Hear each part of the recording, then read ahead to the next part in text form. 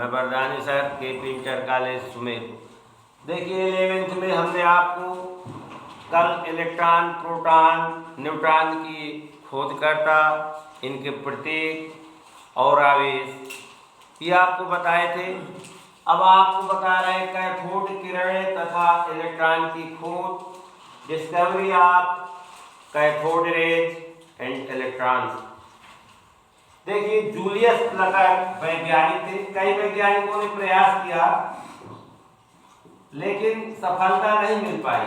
Julius Plucker 1859 में बहुत ही कम दाब पर, कितना 0.001 mm, अन्य वैज्ञानिकों ने भी यही प्रयोग किया था लेकिन उनको सफलता इसलिए नहीं मिली थी क्योंकि उन्होंने दाब इतना कम नहीं किया था। तो बहुत कम दाब पर इन्होंने एक कांच की विसर्जन नली लिया जिसमें गैसों का विसर्जन होता है, उसमें एक निर्वात पंप, वैक्यूम पंप लगा दिया। इसका कार्य क्या होता है, जैसे आप वाल्व होती है, इसमें उल्टा वाल्व लगी रहती है। जैसे साइकिल में हवा तो भरते हैं ट्यूब में तो अंदर चली जाती है लेकिन अंदर की हवा बाहर नहीं आती। वैसे ही विसर्जन नली के अंदर की वायु बाहर कर ली जाती है लेकिन बाहर की वायु अंदर नहीं जाती है, ये निर्वात हो जाता है। तो बहुत कम दाब पर कांच की विसर्जन नली में निर्वात करके गैसों का विद्युत विसर्जन किया। हाई वोल्टेज स्रोत से जोड़ दिया, 10,000 से अधिक वोल्ट ही इसमें भेजा गया। तो उन्होंने देखा कि कैथोड से एक प्रकार की किरणें निकलती हैं, किरण पुंज के रूप में निकल रहा था जो एनोड की ओर चलती हैं। तो चूंकि ये कैथोड से निकलती हैं इसलिए इनका नाम कैथोड किरणें रखा गया। अब ये केमिस्ट्री में आप लोग जानते हैं जैसे अर्थ और फेस होता है लाइट में, फेस प्लस अर्थ माइनस, वैसे ही एनोड का मतलब यहाँ प्लस है और कैथोड का मतलब माइनस है। इन दोनों को सामूहिक रूप से इलेक्ट्रोड बोलते हैं। तो ये कैथोड से निकलती हैं, ये ऋणावेशित होता है, इनमें ऋणावेशी होता है।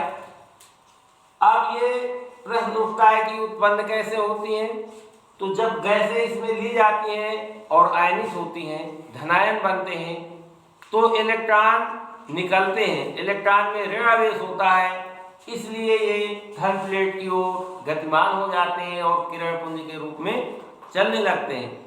अब इसके गुणों के विषय में थोड़ा सा प्रकाश डालते हैं।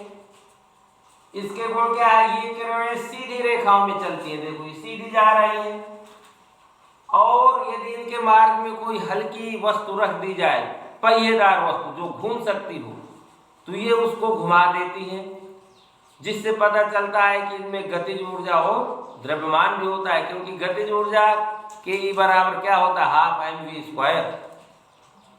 ये किरणें फोटोग्राफिक प्लेट को काला कर देती हैं। फोटोग्राफिक प्लेट ऐसी प्लेट होती है जैसे आप एक्सरे वगैरह कराते हैं, जब इसमें एक्सरे किया जाता है तो वो काली हो जाती है, बाकी आसमानी कलर की रहती है। वहीं से पता चल जाता है कि हड्डी कहाँ से टूटी हुई है।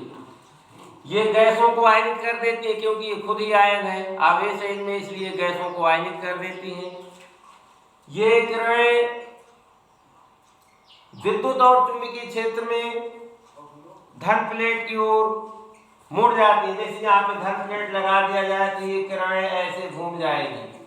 ये किरणें ऐसे घूम जाती है जिससे ये पता चलता है कि ये ऋण आवेशित कणों से मिलकर के बनी है, जिन्हें इलेक्ट्रॉन कहते हैं। Thank you.